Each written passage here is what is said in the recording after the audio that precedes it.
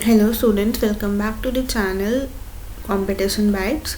और आज हम लोग अ सुपरमार्केट इन कैलिफोर्निया की समरी पढ़ने जा रहे हैं जो एलन गिन्सबर्ग ने लिखी है।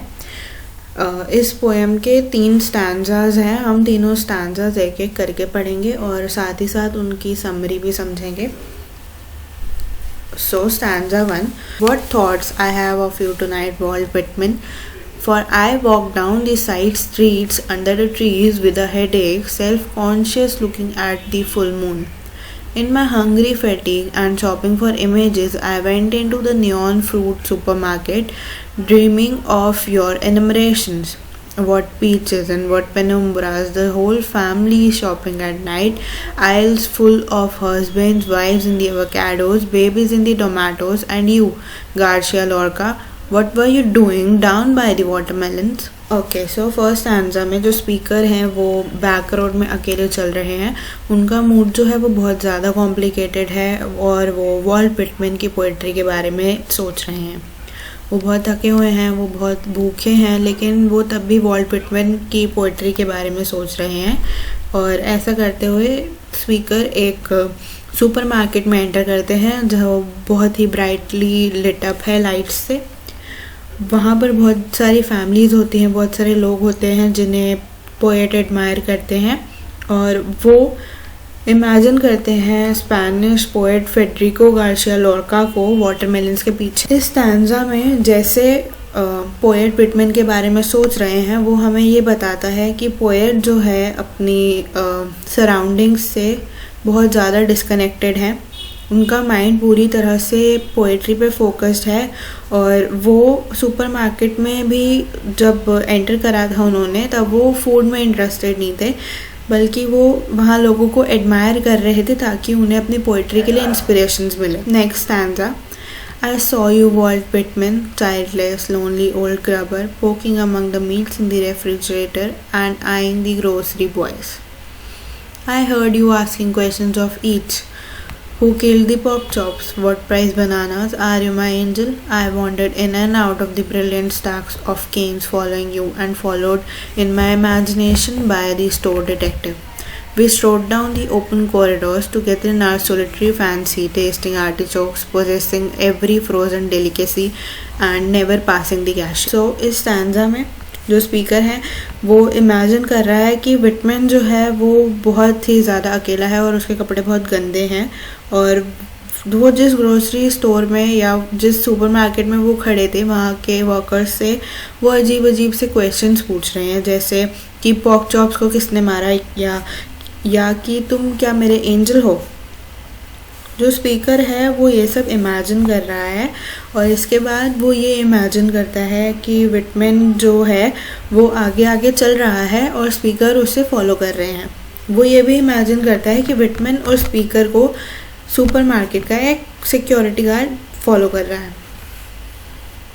अब स्पीकर ये इमेजिन करते हैं कि विटमैन और स्पीकर जो है वो बहुत सारे फैंसी फूड्स खा रहे हैं, वो आर्टिचोक्स को टेस्ट कर रहे हैं, लेकिन वो कैशियर को पैसे देने के लिए बिल्कुल नहीं रुकते हैं। स्टैंजा 2 में हमें ये देखने को मिलता है कि एलन गिन्सबर्ग मतलब जो पोएट है इस पोएम के, वो बहुत ही ज़्यादा विटमैन के साथ पर्सनल हो रहे हैं। मतलब कि वो सुपरमार्केट में उनके साथ घूम रहे हैं, वो शॉपिंग कर रहे हैं, वो फूड खा रहे हैं। तो पोएट के लिए विटमैन अब सिर्फ एक पोएट नहीं रह गए जिनकी वो पोएट्री की तारीफ करता है, लेकिन अब पोएट ने विटमैन के साथ पर्सनल लेवल पे कनेक्ट होना शुरू कर दिया है।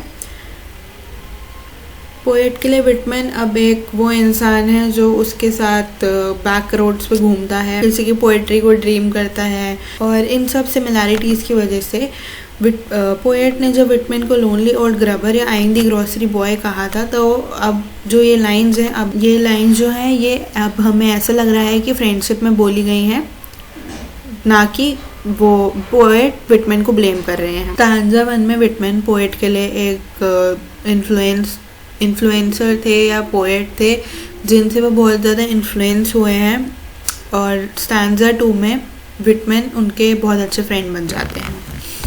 Next stanza. Where are we going, Walt Whitman? The doors close in an hour.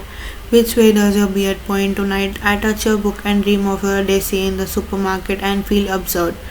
Will we walk all night through solitary streets? The trees add shade to the shade, and lights out in the houses. We'll both be lonely. Will we stroll dreaming of the lost America of love, past blue automobiles in driveways home to our silent cottage? अब stanza 3 में poet Whitman को कहते हैं कि Whitman supermarket बहुत जल्द ही बंद होने वाली है, तो अब हम कहाँ जा रहे हैं। इसी के साथ साथ पोएट विटमैन की जो बुक लेके घूम रहे होते हैं वो उसे टच करते हैं और उन्हें इस चीज़ का एहसास होता है कि विटमैन उनके साथ नहीं है, तो उन्हें बहुत बुरा लगता है इस बात का। वो वापस अपने इमेजिनेशन में आ जाते हैं और वो ये अब वो विटमैन से ये पूछते हैं कि कब तक हम ऐसे ही एम्प्टी स्ट्रीट्स पे घूमते रहेंगे अकेले। वो ये सोचते हैं कि हम कब घर पहुंचेंगे इन रेजिडेंशियल एरियाज़ और ड्राइवेज़ को क्रॉस करके। ये सब सोचते सोचते अब पोएट जो है वो लॉस्ट अमेरिका के बारे में भी सोचते हैं। इस स्टैंजा में स्पीकर का जो एटीट्यूड है विटमैन की तरफ बहुत ही ज़्यादा कॉम्प्लिकेटेड हो जाता है। स्पीकर बहुत ज़्यादा कंफर्टेबल हो जाते हैं विटमैन से, और दूसरी तरफ उन्हें पता होता है कि विटमैन जो है वो अब नहीं है इस दुनिया में, और वो एक पोएट है जिनसे स्पीकर बहुत ज़्यादा इन्फ्लुएंस्ड है। स्टैंजा 3 के बिगनिंग में जो क्वेश्चंस थे, where are we going Walt Whitman, which way does your beard point tonight, ये क्वेश्चन इंडिकेट करते हैं कि विटमैन इस स्टैंजा में लीडर है, मतलब कि वो आगे आगे चल रहे हैं और स्पीकर उन्हें फॉलो कर रहा है। तो इस लाइन का हिडन मतलब ये है कि स्पीकर जो है वो आगे भी वॉल्ट विटमैन को फॉलो करते रहेंगे, उनसे इन्फ्लुएंस होते रहेंगे और अपनी पोएट्री को उन्हीं के स्टाइल में कंटिन्यू करें। पोएट बहुत ही ज़्यादा कंफर्टेबल होते हैं अपने इमेजिनरी वॉल्ट विटमैन के साथ। Last line, Oh dear father, greybeard, lonely old courage teacher, what America did you have when Charon quit poling his ferry and you got out on Smoking Bank and stood watching the boat disappear on the black waters of Lee? Last line में poet जो है Whitman को dear father address करते हैं, क्योंकि अब Walt Whitman उनके लिए सिर्फ एक पोएट या कोई फ्रेंड नहीं रहे, वो उनकी फैमिली की तरह इम्पॉर्टेंट हो गए हैं, इसलिए वो उन्हें फादर बोलते हैं। और उनसे ये भी पूछते हैं कि वॉल्ट विटमैन, अमेरिका उस टाइम कैसा था जब ग्रीक गॉड चारन थे। और ये क्वेश्चन पूछते पूछते वो ये देखते हैं कि वॉल्ट विटमैन अब उनसे दूर जा रहे हैं और वो रिवर लेथ के बैंक पर अकेले खड़े हैं। ये जो पोएम है ये एलन गिन्सबर्ग ने लिखी है और इस पोएम में फ्री वर्स स्टाइल का यूज़ किया गया है। इस पोएम में लोकल या नॉन स्टैंडर्ड लैंग्वेज का यूज़ भी किया गया है। पोएट ने इस पोएम में ट्रेडिशनल पोएटिक टेक्निक्स यूज़ की हैं अपनी फीलिंग और आइडियाज़ को आपके सामने लाने के लिए। गिन्सबर्ग ने यहाँ पर एक टेक्निक यूज़ करी है जिसको कहते हैं एपोस्ट्रोफी। एपोस्ट्रोफी का मतलब होता है कि स्पीकर डायरेक्टली किसी ऐसे इंसान को एड्रेस कर रहा है या किसी ऐसे इंसान से बात कर रहा है जो उसे जवाब नहीं दे सकता, जो अब इस दुनिया में नहीं है। तो गिन्सबर्ग ने यहाँ पर एपोस्ट्रोफी यूज़ की है क्योंकि उसने दो ऐसे इंसानों का जिक्र किया है अपनी पोएट्री में, या दो ऐसे इंसानों से बात की है जो अब इस दुनिया में नहीं है। जैसे नंबर 1 गार्सिया लॉर्का, जिन्हें पोएट ने वाटरमेलन के पीछे देखा था, और वॉल्ट विटमैन जो इस पोएम के सब्जेक्ट हैं और पोएट के रोल मॉडल हैं। तो ये दोनों जो पोएट्स हैं ये दोनों 1956 में इनकी मौत हो चुकी थी जब गिन्सबर्ग ने ये पोएम पब्लिश की थी।